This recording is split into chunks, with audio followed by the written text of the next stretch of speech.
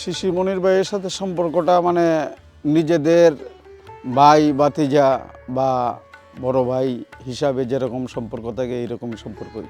ওনার যে চলা বলা এবং আচরণ এগুলার মাঝে মানে কোনো ফরক নাই, মানে যে উনি একজন অন্য সমাজের লোক বা আমরা অন্য সমাজের লোক এইরকম কোনো মানে তফাৎ নাই। উনি সবার সাথে মানে নিজের বলেই আচরণ করেন এবং চলেন। এটি হলো যে আমাদের ছায়ামন্দ বলা হয়।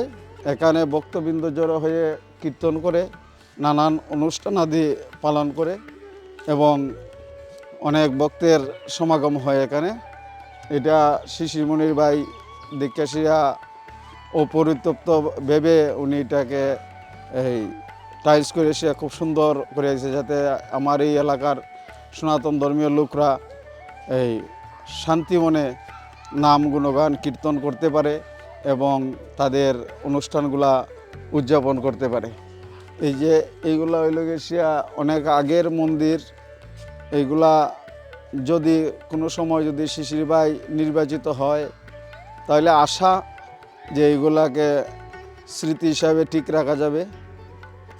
এইগুলা আবার অপরিতপ্তগুলা আবার এটাকে সংস্কার করা হবে, এই আমাদের আশা।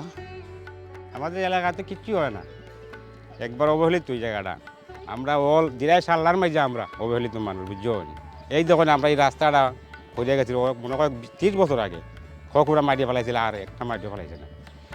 স্কুলে যাইতে পারে না ছাত্ররা ছাত্রীরা, ওই দিকে স্কুল। তো বর্ষাকালে নৌকা দিয়া মানুষ রাখিয়া ওই ছাত্ররা গোট মাথা ভিজে 50 টাকা 100 টাকা দেয়, তে মাসিক ছাত্র দেওয়া হয়, বুঝছেন। এরপরে আমরা যে মন্দিরটা দেখুন, এটাও আমরা করতে পারি না, আমরা গরিব মানুষ। শিশির মনির ভাই আইছিল ওই আমার ভাদ্র মাসও আইছিল, তাই না দেখবার লাগে আইসে বাদে ওই যে আমরা গ্রাম থেকে বইয়া কিছু কত হয়েছে হওয়ার পরে ওই মন্দিরের কথা হয়েছে বাদে তানে হয়েছে আমি 40,000 টাকা দিয়ে গেছে, আর কইছে তোমরা আরও 60,000 টাকা দিব। আমরা বলছি লাখ টাকার মতো লাগবো কি, তাই নিয়ে কইছে তোমরা কাজ করো। তো আমরা গ্রামের প্রাণ থেকে কিছু টাকা আরও লাগাইয়া ওইটারে আমরা করছি। আমরা ব্যক্তিগত হিসাবে বিরানের মাঝে তানবি অনেক দেখতে চাই, বুঝছো না। আমরা যে গ্রামটা ওখানে তাই না আইসে বা দেহগুলি হয়েছে না শিশির মনির ভাই আমাদের দরকার ওখানে।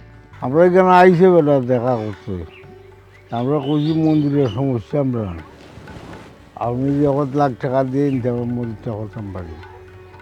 এবেলায় অঙ্গ 40,000 টাকা দিয়ে এবার কইছে লাখের উঠতে হইলো আমি দিব। আইসে পরে কথা আপনারা পূজা পার্বণ করুন না, আমরা না আমরা খালি পূজা করি। কথা খালি মন্দিরে আমি 50,000 টাকা দিয়ে গেলাম, আপনারা মাটি বরাট করুন, যেতেও করুন করবেন। মন্দিরটা এখানে অনেক জিয়ার একটা গাথা আছে, এই গাথাটা আমরা বরাট করছি।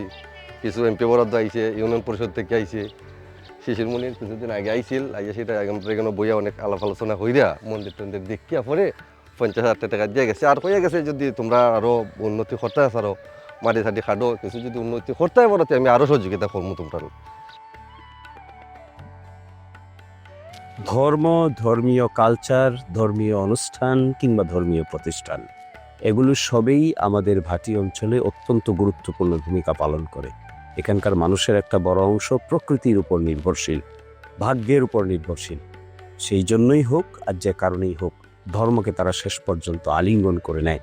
এই আলিঙ্গন করার অংশ হিসেবে মুসলমানদের জন্য রয়েছে মসজিদ, মুসলমানদের জন্য রয়েছে কবর, মুসলমানদের জন্য রয়েছে মাদ্রাসা। আর অপরদিকে হিন্দু ধর্মাবলম্বী লোক যারা আছেন তাদের জন্য রয়েছে মন্দির, তাদের জন্য রয়েছে তাদের শ্মশানঘাট এবং তাদের জন্য রয়েছে ছায়া মন্দির, নাট মন্দির। তো আমি শুরু থেকেই চেষ্টা করেছি যে এই প্রতিষ্ঠানগুলোতে একটি উল্লেখযোগ্য অবদান যেন আমরা ব্যক্তিগতভাবে রাখতে পারি কিংবা আমরা সামষ্টিকভাবে বন্ধু বান্ধবের মধ্যে রাখতে পারি।